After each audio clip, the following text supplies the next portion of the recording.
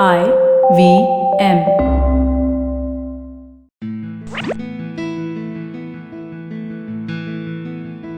Hello and welcome to the Habit Coach podcast. I am Ashdin, doctor, your habit coach, and we have a very interesting episode today. We're going to be talking about nutrition and how do we evolve and move beyond it to understand our body and at a more holistic level, at a more integrated level. So we have a friend of mine who I met at a gut health conference. And we were talking about gut health and all the gut bacteria that exist. And we're going to have a deep dive into all things related to our food, our body, and our mind and our soul as well. Join me in welcoming Neha Ranglani to the Habit Coach podcast. Neha, welcome. Hi, Ashdin. Thank you. This was long due. Long due. I'm so happy that we're finally doing it. Yeah, I'm so excited. Neha, tell everybody a little bit about you. I am an integrative health coach currently studying functional medicine, and I've been in this field for the last 14 years. So basically, I always loved seeing people transform. So first, I started off with body transformations, weight loss, and all of that. But then when I realized transformations happen in health also, and people reverse conditions and they get better, oh my God, it was a different high. So I was like, okay, chalo, let's get into the root and understand how to heal people's diseases, because all this while, the medical industry always tells us you got to live with certain diseases. But now science is Age is going to happen. You're going to get this disease no matter what you do. Your mother had it, you're going to have it. Right. You have this, once a diabetic, always a diabetic. So we've been conditioned with these statements, and we thought, this is our fate. We took it like, okay, we have to live with it, deal with it. But then I realized, no, you don't have to, because body reverses, and then the body's miraculous healing powers. I mean, all it wants to do is thrive. But bichara has to survive because we are giving it the environment that we are giving it. It's like, that's all I can do. It's in survival mode. It is not in thriving mode. It's not in thriving mode, because, and I always say, our body loves us more than we love it. Yeah. Because right now, while you and me are talking, it's doing some trillions of functions inside which we are not even aware of. So that means it's doing its job whether you want it or you don't, but it wants to see you happy, thriving, living. As long as you're living, live in a good condition. So when people think that, their body has betrayed them or has gotten into a zone where it's only having health issues, it's nothing but an imbalance. It's basically your body is trying to still love you more than you're loving it. And it's just trying to do whatever it can do best in the environment you are providing it.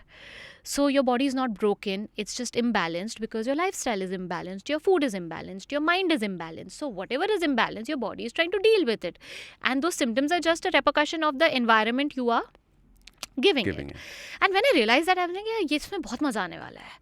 People can reverse conditions, thyroid will get better, PCOS will get better, all the hair will go, the periods will come back. I'm saying, I want to do this. And I think that was the kick, that was the motivation. And I'm like, I want to go deeper. And I want to see what magical powers the body has. So, and I went on and, so here I am trying to help people to reverse conditions, and written 3 books in the last 3 years. COVID में बहुत time था, तो मैंने बोला kept writing books. 3 books लिख देते हैं, वो लिख दिया. And then, I love educating people on social media. I love telling people what their body is all about, and, getting them out of this entire fear zone, for their own body. Like, they are in this fear that their body is... I see a lot of clients who have anxiety about health. Yeah. So it's been a journey, quite a journey. But when did the aha moment happen, saying that, there's something more happening here than just the body transformation? I don't think it was one moment. I think it was a cumulative effect of seeing different clients feel better, get better, beyond what their body was looking like. So it was like, okay, this person also got better. Oh, you got your periods back. Wow. Oh, your sugars have come down. Amazing. So for me also, it was like a surprise. And I'm like, yaar, itna kuch hota hai. So I have to get deeper into this. Yeah? I have to really keep going and digging. Because frankly, as a nutritionist, the normal course of, the study and the knowledge that we are given is all about medical nutrition therapy. Like, you have medicine and you have nutrition, and you have to manage it. It's management. It's never reversal. We were not taught reversal. So पढ़ लिया college में, did all of that, and then I'm like, okay, now I need to do it in a way where people know what to eat, how to eat intuitively. It cannot be numbers, because we have too many people in the market who are like, इतने कटोरी खाओ, इतना चम्मच खाओ, इतना ये खाओ, इतना वो खाओ, and that's really not serving you, because when you're traveling, you're not carrying your katoris and chammachs Or with weighing you. scale. I remember Or weighing buying a scales. weighing Yeah, scale yeah, and trying to yeah. do it. Lasted at least one day. Yeah, That's yeah. it. Couldn't So, go beyond that. No, can't do that. No, and it psychs you out. अगर थोड़ा भी ज़्यादा खा लिया, no. My nutritionist told me इतना ही खाना है. But what if your body that day needs more, because maybe a day prior you've had a hectic day, or you worked out more, or just in general you're PMSing and your body needs little more energy. What if that? You're not taking into account all of that, because in your head, your nutritionist told you इतना ही खाना है, और आपने इतना खाया, but आपको और भूख लगी और आपने और खाया, फिर आपने क्या किया? You went into a guilt trip. Right. Because my nutritionist told me eat 1 katori and I ate 1.5. Oh my god. And do you think that guilt is going to help you lose weight? No. So what are all those calories? What is happening with those numbers, So it made no sense to me. So I was like, okay, let's get that off. Then again, this whole calorie deficit. There was the other one also that was there on the other end, which is that, I saved up all my calories, now I'm going to binge eat at night. And like my thing says, no, that I worked out a little extra, so now I can have this big piece of chocolate cake. So I remember when I started off, it was all about numbers. That's the time when all these apps had started coming in. All these calorie counting apps, and it was a very new world, because that's when smartphones came in, like, about 12, 13, 14 years back. And I'm like, okay, it never convinced me even then. Like, I downloaded the app, I put in, I started doing, because sab kar rahe, to it's like go with the herd kind of a thing. I'm like, I don't understand this. This is so cumbersome. Like, all the time what I'm eating, I have to remember, then I have to put it. I'm like, no, So You even then, when I was... remember also there's cheating in it. So I used to cheat in my fitness pal. So egg bhurji, one egg bhurji was 350 calories. Another egg bhurji was 275 calories. You would put that. The 275 calories. Bach gaya. So it was all a mental game. It was not what your body was actually getting and not. It was basically what was sailing your boat at that time. And then even then when I started even body transformations, I never did it with these calories and numbers, because I was like, ये नहीं समझ आता, मुझे नहीं समझ आता, उनको क्या समझाऊंगी, forget it.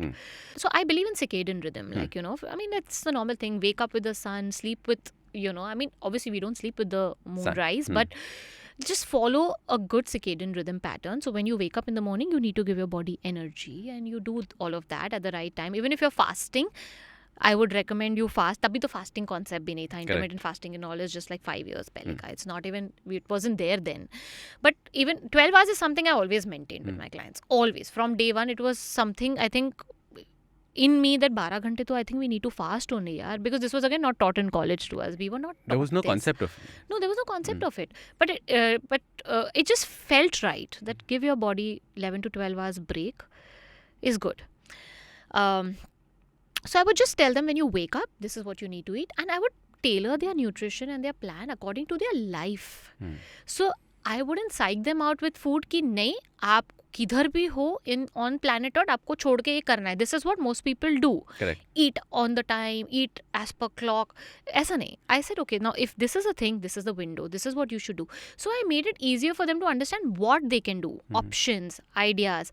That became a pattern of eating intuitively. That, okay, so they knew, okay, if this is not available, Neha told me I can do this. So as a coach, I was always available also for them. They could message me anytime. Right. If they were going to a restaurant, I would tell them, okay, you know what, this is, you can choose. So I was there for them. So I saw great transformations happening. I'm like, wow, I think this is what people need. And that's where I started saying, I like making people health independent, because I don't want people to be dependent on me for sure forever. I don't want to see one person for life, right? I mean, I don't want to see you as a client, as a friend, yeah, maybe, but as a client, it would be sad if I have to see you for life. That means, what did I do for you? Correct. What change did I make in your life if you have to be dependent on me? I've not empowered you. I've not done anything to you. I've just made you like dependent. Like, in fact, I've made you dependent on me. In fact, I've worsened your condition, because now you can't think for yourself.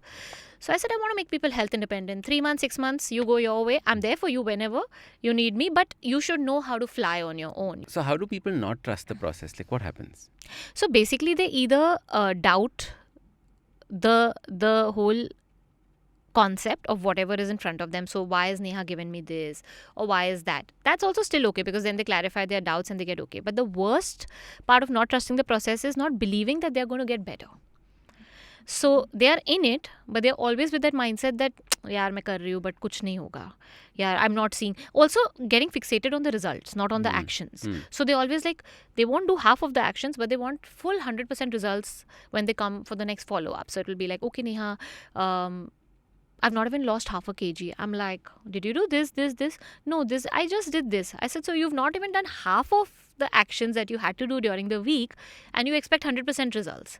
So then they understand, they're like, yeah, right. I said, move your focus to the actions and not on the results. Correct. So I always tell them patience and trust in the process is what will get you to your results. Long lasting results make you health independent, because it's not about quick fixes, because we live in the world that's all about instant gratification and quick fixes, and these all fad diets have made it so difficult for us to explain people that that's actually very tough, difficult for you. I mean, that's very bad for you. People now realize it, but it's not, it's still, it's very lucrative, it's very like, it's very, The fad diets.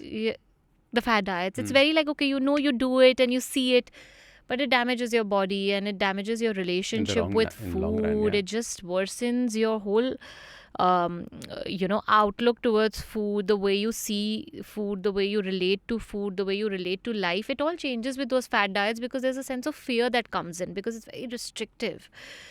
So What do you look at food as? That's an interesting one. So now every time you see food, what do you see? I think food is just, for me, it's, if I can't put it in one word, but you can call it nourishment, you can call it pleasure. For me, vitamin P is very important. Has to be cool. Has to be fun. Has to be fun, has to be colorful, has to be tasty. That's my top priority. Like, if there's no vitamin P pleasure in my food, I'm not eating it because it's gonna help me lose weight and blah blah blah. That doesn't really make sense to me, because if it doesn't, it doesn't work for my palate, it doesn't soothe my palate, then how is it going to do anything for me in my body? Right. Because there's no connection then happening with the food. So for me, I think vitamin P, vitamin pleasure, is extremely important when it comes to food. And then of course, now I don't see food as a means to run away from life. I see it as a source to nourish me, to fuel me, and actually to I also, like kind of change my genetics for the better. How do you deal with people who come and say, but I'm a foodie, yeah, Neha. How will I be able to lose weight? Yeah, so that's what I tell them. Now, if being a foodie does not mean you have to eat boiled patta gobi and all of that. Basically, it's not that. The health means choosing the right ingredients, but making it in a tasty way. And that's what I actually try to do with my books also. Like, you can make healthy things, but make it so interesting and make it so tasty, and that you don't feel like you're not eating good food. By a foodie, what you mean? You want taste only. Now, that is being a foodie. It should impress your Should taste titillate buds. your taste buds. Yeah, literally. It should just, like, your taste buds should be on seventh heaven with that food. You can do that with health food also. We are just again so conditioned to eat fried, and our definition of tasty is fried, meetha, and We want crunchy. Huh? We want crunchy. Crunchy. So you can make healthy things also crunchy. How do you make healthy things crunchy? Yeah, you can bake your chips in the oven, which turn out to be really nice. It's just how how you slice them, but you can actually bake them and they turn out so good. You can make your cutlets. You can make so many things in the oven. You can. So you move from deep frying as a modality to this. Yeah. So, of course, initially your taste buds will take time to adapt, but they will adapt. But you'll get the taste. You won't feel like, oh my God, zindagi बर्बाद हो गई types, क्या खाना पड़ रहा है. That is not how it is. So which are the big movements that take place? So like, for example, like I like this one, which is frying to baking. Right? That is one big movement that takes place and has a big result. Yeah. What are the other big movements and big results?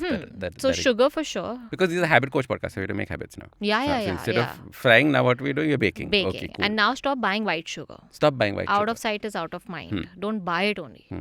You don't need it. People say you need sugar. I say, no, you don't need sugar. You need carbs, and you get it from everything that you eat.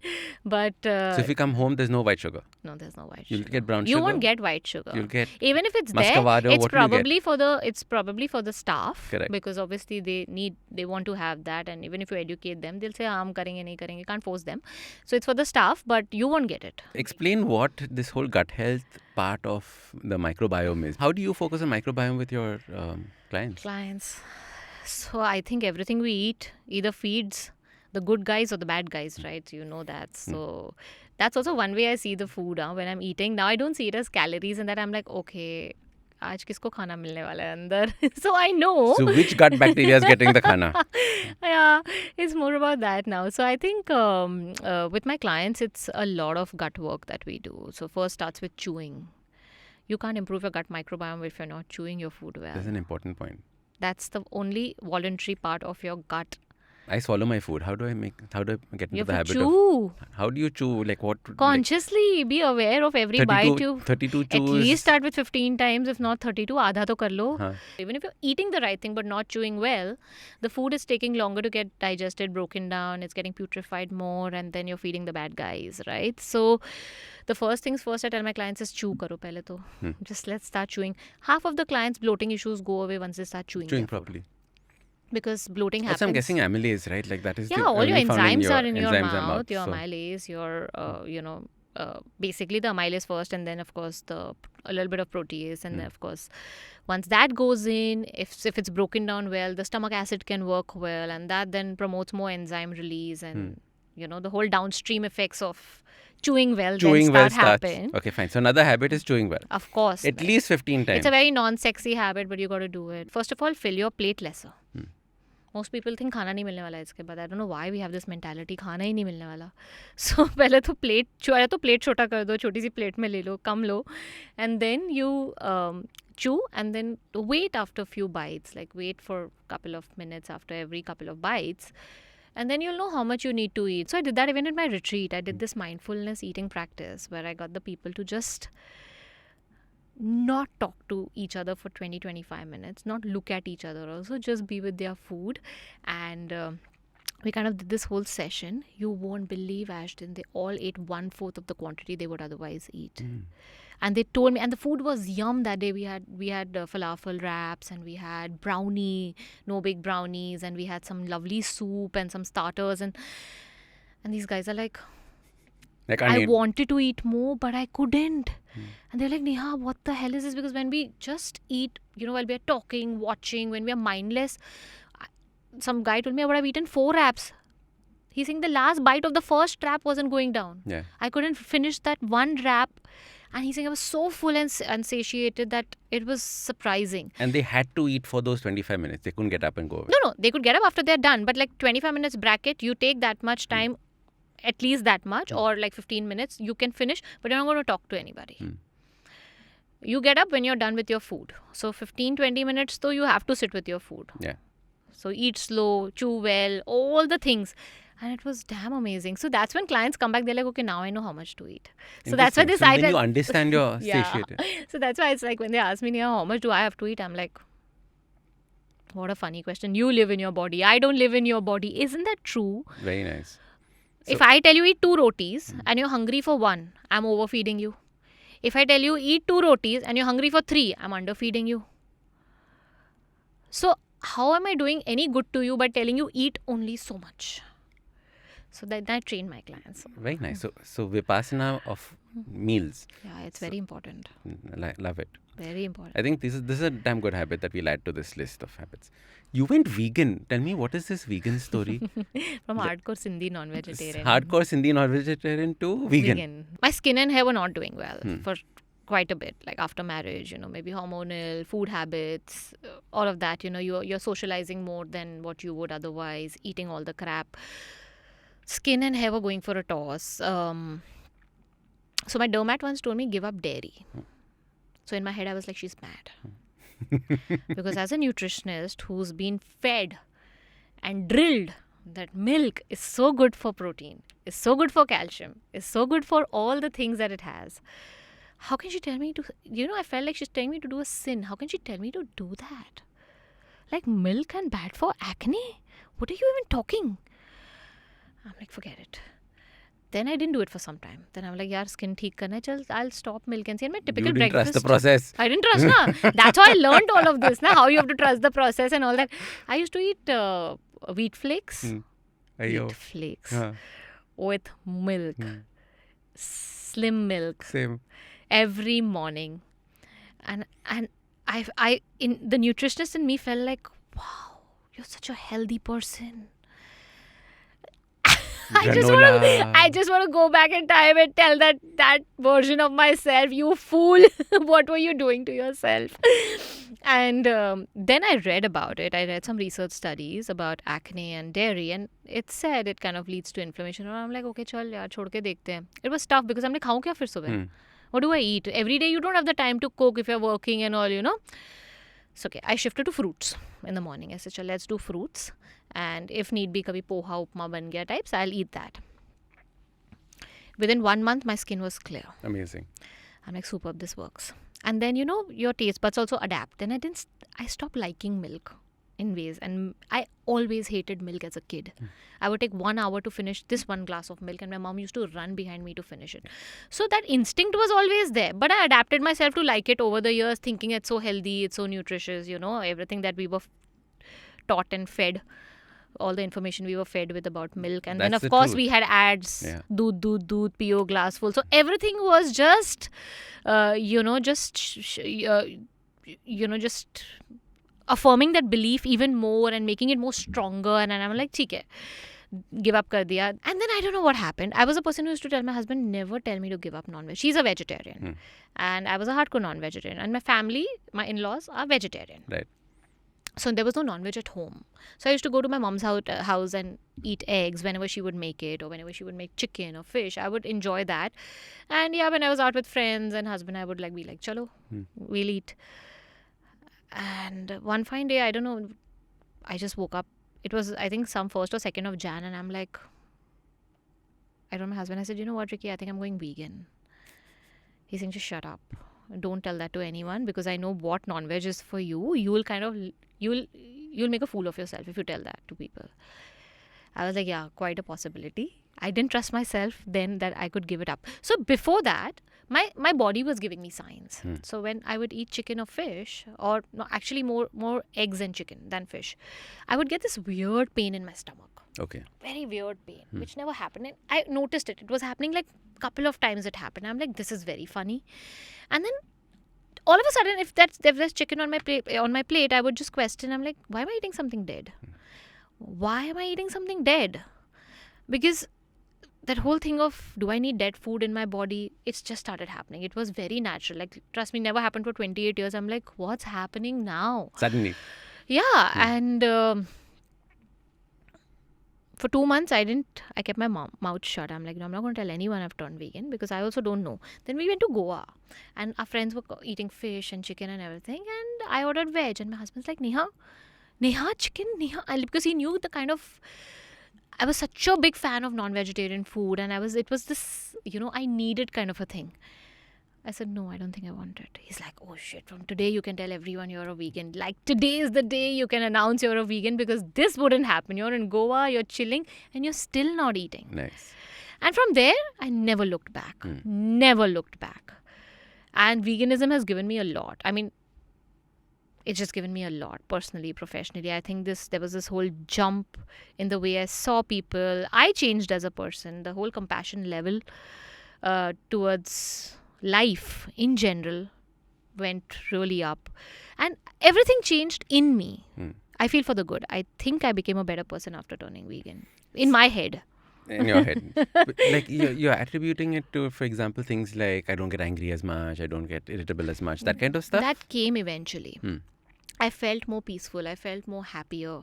And then when I started, so there's this notion that Neha will make you a vegan if you go to her. That's not true, because I respect your choices, and I know to each his own. So I will not make you a vegan, but I will see where I can clean up your diet. Right. Where I can clean it up, give you other options which you are okay to try out, and see changes for yourself. So I've had people who also come to me and say, Neha, I'm not going to leave my non-veg. I'm like, okay, don't leave. Then after 4 weeks, they only come and tell me, you know what, Neha, I'll just not eat for some time. And then they'll come to me after 6 months and be like, I'm off non-veg. I'm like, so I didn't tell you to do it. It's you who wanted to do it, and you saw the changes in yourself. And it just happens. So I won't push you towards veganism. So hanging around in your area only you start becoming vegan. Listen, Maybe you're it's ending this just- podcast right now. I don't want this addiction. So I know it's not that. I think people just experience the lightness, they just feel good. So there are people who feel very good after eating non-veg and I let them be. And there are people who don't, but they're just eating for their protein. So you have to really understand who you're talking to and then ask them to try. Ask them to do things differently. Correct. Maybe reduce the portions a bit, add other things which will make them feel better, and then they can choose for themselves. Amazing. And now you're into vegan products and stuff as well, right? Yeah, I have my snack brand for a longest time. Like again, the time I became vegan, I started my snack brand. It's called Niramaya, which means freedom from illness in Sanskrit. Wow. So there's a shlok, Sarve Bhavantu Sukhinah, Sarve Santu Niramaya. So that's Niramaya. Interesting. Okay. Yeah. And people can buy this way. So it's there on my website. It's there in my clinic. But we're not in every store because my products are like really, there are no preservatives, no chemicals. So we make them fresh, like fresh batches. And then people can buy them nice. as and when they want. So So we have cookies and granolas and it started with the motive that I wanted to give my clients healthy snacks and alternatives where they were buying all the crapped cookies and Correct. So all at this least stuff. you know what's in it. Yeah. So I'm giving you and thank you for trusting me and this is what I'm giving you to eat and it's all clear and transparent. There's what you see is what you get. We're not adding anything else in that. So I think from there people wanted to like incorporate those snacks in the diet because they knew okay Neha we're doing a plan with Neha, we are eating her snacks. It's kind of It's all set. it's all set. They didn't have to think and rack their brains, for then that. So then veganism happened and then you evolved away from looking at just food to more things, right? There's a whole integratedness that suddenly started taking place. What happened there? So then I had some time. Then I started reading. I did a few more courses. I tried to understand what is... because I understood it's not only nutrition that plays a role. Over the years, that much understanding I had that this is not only nutrition ka kaam, to heal the body. But again, like I said, in the traditional educational system, conventional system, we are taught food, nothing beyond that. A little bit of exercise, food. But then you understand how sleep is important and what you have to do with sleep and how stress management is important. Movement also, what kind of movement. Again, you have this whole sector of people who are like, weight training all the time. But I've seen clients who I just get them off weight training and get them to do a simple yoga and cardio. It starts healing their periods. It starts healing a lot of other things in them because yes, improving muscle is very important, but when your body is so depleted, is under threat and stress all the time, how is it going to make the muscle? Correct. So to even get it to make the muscle, I have to first get it to a point where it feels like I'm safe.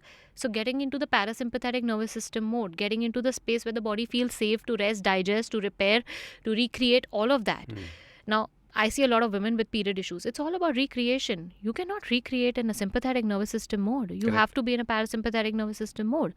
So when you're already stressed out, now that could be your mental stress, you're going through some major life crisis or whatever. And then you're like, no, weight training is extremely important for me. What are you doing? You're telling your body, bhai, aur bhago. There's more stress outside because you have to lift weights, you have to be heavy, you have to do all of that. That doesn't work. That's the time you take 2 steps back. You let your body be. You do other things which makes it feel safe. You feed it right. You sleep well. You manage your stress. You move in ways which feels natural. How should people relax? Is there a format of relaxing? So I always, of course, propagate breathwork and meditation. So wherever the client is, whatever level they are at, help them from there, what all they can do. But then I encourage a lot of self-care. I'm like, go get massages. I'll give them the right people's contacts. I'll be like, okay, these people are great. You should, just get yourself to do something like this. Epsom salt foot soaks. So I'm somebody who carries Epsom salt with me when I'm traveling. I emphasize a lot of Ultradian Rhythm breaks. What is that? What? Ultradian Rhythm. Huh. So we have the What is circadian that? rhythm and then there's Ultradian Rhythm, Tell which me. is every 90 to 120 minutes of working, you take a 20-minute break. Okay. So of course people don't have time for 20-minute break, but I tell them at least take a 10-minute break of every 1.5 to 2 hours. What's the fun of this rhythm? So you should look it up. It's really interesting. So just like we have circadian rhythm, which is your body clock, just like that we have ultradian rhythm, which is your clock through the day. And the whole concept is that when you're working for 90 to 120 minutes, you are stressed out because you're working, you're doing something, you're constantly doing something. The body has to put in a lot of energy and effort. So there's a lot of cortisol and toxin release in the body, which is constant. So when you so you're performing, there's a peak of performance, and then suddenly there's a drop after 90 to 120 minutes. That's when you take the break for 10-15 minutes. You get up, listen to music, dance it out, shake it up, take a nap, breathe, meditate, whatever you want, whatever is your definition of relaxation. That's called active relaxation. And you do that and come back to work, your productivity level goes up really high, because now you've given your body that break. So these breaks where you reduce your cortisol, calm it down, give that little rest to your mind and your body, then you're highly productive after that. So you have to keep doing that in cycles of the hours that you're working in the day. And I've seen with people, it really improves their health, especially people who have a lot of hormonal issues and diabetes and stuff. So they basically have higher cortisol levels. Correct. And their stress levels, they're always more sensitive to stress than anybody else. So for them, this ultradian rhythm breaks are I magic. think relaxation is going to be the next big thing that we have to do, because Active relaxation. It's all of this time we're like push, do more. Yeah. Now we're going to like realize, we did too much. Yeah, too much. No. So this whole idea. So you have to, I think this whole doing too much culture came in obviously with this whole corporate culture, and you have to constantly do to achieve. But I feel you can achieve so much more when you're relaxed, and you achieve it with so much ease. You achieve it with so much calmness. You kind of achieve it naturally. I feel you become this vessel, you vibrate at that energy, and it all comes to you. You're not chasing it anymore. Correct. So when I always tell people, like, this is your temple, this is the vessel you've been given to live this life. You take care of this vessel like you take care of your car or your oven or any prized possession. Take care of this vessel, and the minute you take care of this will take care of you like multifolds. You'll vibrate at that energy, you'll attract all the good things. And I've seen it. I think when you just flow and you take care of yourself, the right things that are meant for you, the right situation, the right people just gravitate towards you. Now, I'm going to ask you the question I asked you at the party when we met last. What are the interesting things that you've learned from this functional medicine course that you did? Last time you evaded it saying, no, I have my exams right now. I'm not answering your question. How much you're going to ask me? So now I'm going to ask you now that exams are done. What are the interesting things that you suddenly like aha moments that you had when you were learning about lots, because medicine? Our body is like, it's such a mysterious, miraculous thing. There's so much happening within. I think lifetimes are not enough to learn about your body. There's so much happening. So, functional medicine, which I'm studying currently, is basically going to the root. Like I said, I loved going to the root of every issue, which I used to do myself. Only ki ye kyun ho raha hai, wo kyun ho raha hai? Is the person's diet not okay? Is the person's... sometimes it was never the diet. Sometimes it was just about the emotional trauma they are going through, and that's kind of not letting them heal. It's still playing a massive role in their... in kind of aggravating the health issue that they are dealing with. So you have to counsel, you have to understand where the person is coming from. Is it lack of movement? Is it too much stress? Is it that they're only doing, not relaxing enough? So where is the problem coming from? So I always wanted to, but then you want to know the scientific and the, the logical aspects of it as to why it's happening. So functional medicine is kind of helping me with that. So there were a lot of aha moments. One was a very common one, which is vitamin D deficiency. So vitamin D deficiency, we all are almost deficient. And supplementation is the most common route. So when we are vitamin D deficient, we take a supplement and we're like, okay, theek ho jayega. But before actually taking vitamin D supplementation, you need to take magnesium. Because if you're not taking magnesium, then vitamin D is using up your magnesium, it's depleting it, and then you start getting more cramps and more other magnesium deficiency symptoms. Correct. And then you also need vitamin A with vitamin D, because vitamin A fights with vitamin D receptors. They compete with each other. So when you're doing a lot of vitamin D, your vitamin A is not getting the chance to kind of do its job. Then you'll get skin and immunity issues. So basically just a vitamin D supplementation liya and you're like, okay, my vitamin D is good, is like a myth. You got to do so much before you get to vitamin D. And then there were so many such concepts, like just helping people understand if they're going to be diabetic 5 to 10 years down the line. So by just testing fasting insulin, which is one test which nobody really does, because they're like, fasting sugar check kar liya, HbA1c check kar liya, you're a diabetic or you're not a diabetic. Correct. That's just black or white. It's not black or white. It's basically grey. So your fasting insulin tells you if you're prone to diabetes, you're going to be a diabetic or no in 5 to 10 years down the line, depending on the levels. So all these things were very interesting. I'm like, wow, this is interesting. Like, a couple of things that I learned now and I'm still learning. And Like, this is so interesting. And of course, the entire gut thing. Hmm. So everything from your SIBOs to your IBS and what's happening there. So I think it's like a whole. It's a vast study, and I think it's very, very, very interesting. If you once you get into it, and you implement it, and you use it, and you can see people getting better, Then it it's makes a big difference. amazing. You know, It's like we amazing. started off the podcast by talking about how the misinformation we had in our own journeys, right? Yeah. Like you said, you talked about your wheat flakes and your milk. I used to do the exact same thing: wheat flakes, milk, and then and 2 glasses of orange juice after that. Ugh, Huh. what combination? No. I thought I was being healthy. No, people said orange juice was healthy, so I had orange juice. People said milk was healthy, so I had milk. And wheat was healthy, so I had one big and lots of sugar because he needed that crunch also. So that was my breakfast for the longest time when I was nice and tubby and round and golu molu and all of those things. But that was the way that I thought I was supposed to eat. Yeah. Right, I thought I was supposed to have butter chicken and jeera rice, and those are the ways in which I thought it was healthy. Yeah, who knew back then? And I'm talking about like 10 years ago, 15 years ago. Yeah, totally. So then we suddenly realized that we need to learn and grow with these things. So I'm so happy that you're, sharing all this information and wisdom on your Instagram channel. Like you kept talking about the reels that you keep making. Yeah. And, except for the stimulant ones, but apart from that. You can buy what you want. You can ignore what you want. So it's very convenient, वैसे, out there. Yeah. And we have to do lots more podcasts like this too. Yeah, on specific topics. On maybe. specific topics, we'll ask the audience what they want to listen to, and then we'll talk. Yeah. Any thought you want to leave the audience with before signing off? There's so many, but I think one thing is extremely important is on the topic that we were speaking about is relaxation. I think that's very underrated. Very underrated. We don't give ourselves enough time to be with ourselves. We are always, kind of immersing ourselves into or numbing ourselves with a lot of external stimulus like TV, reels. You start reels, you don't stop them for 1 hour. Your hand just keeps going on like that. And it's like, what? You just lost track of time. Yeah. So I think what you need to focus a lot more is on how you breathe, conscious breathing. Even if you can't do meditation, just sit in silence for some moments in the day with yourself. And another thing I think that's really worked wonders for me is journaling.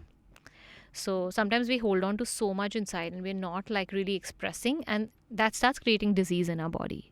So the anger, the fear, the sadness, everything. And I think paper and pen can be your best friend when you start noting them down, when you start writing your feelings, because no one's judging you, no one's reading it, no one's seeing it. So you can be, even if you want to like abuse somebody, you can just do it on paper. Like, do it. Like, just get it out of the system. So I think, just focus. Everyone focuses on, I think people are very well, they have the knowledge about exercise and diet, and their focus is quite a bit on these two factors. But I think this whole thing of stress management and emotion management is not happening. Yeah. And till you don't rest, till you don't give yourself time in silence, you can't process your emotions. Journaling, meditation, I think all of this is extremely important to regulate your emotions, because otherwise they start controlling you. They take over. They take over.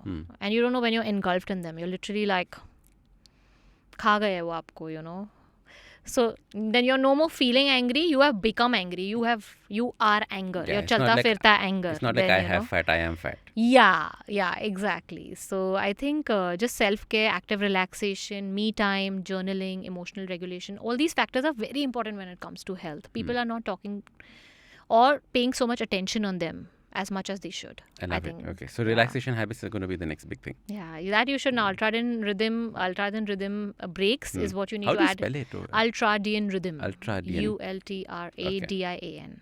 Ultradian. All right, I'm going to check it out. Ultradian Rhythm breaks. Lovely. Neha, thank you so much for coming on the podcast. An absolute pleasure. First, before leaving, how can people get in touch with you and continue this conversation with you? So, of course, I have my website, neharanglani.com, or else I'm on Instagram, neharanglani_, and if you type Neha Ranglani on Google, you'll get my website and my contact details and everything over there. Amazing. Fantastic. And we're going to have it in the show notes as well. Yes. Why did you put an underscore at the back? I wasn't getting Neha Ranglani only. Neha is a very common name. Ranglani is a very common Neha surname. Ranglani 21. What 21 for? My birthday. Achha, your birthday. It's a very good number I thought you meant overall. to say that I'm always 21. That's why I should have written 21. And on that note, thank you so much for coming on board. Thank you, Ashton. If you like this episode, don't forget to hit subscribe. Also, give us a rating. It really helps with people discovering the podcast. If you like podcasts like this, check out other interesting podcasts on the IVM network. You can also watch all the episodes on the Habit Coach Awesome 180 YouTube channel. Follow us on social media. We are at IVM Podcasts on Twitter, Facebook, Instagram, LinkedIn, everywhere. You can also reach out to me. I am Ashdin Doc at Twitter and Instagram. You can connect with me on my website, awesome180.com. You can also check out my 2 new books, Change Your Habits, Change Your Life, and the second, The Book of Good Habits for Kids. I am Ashdin Doctor, your habit coach. IVM.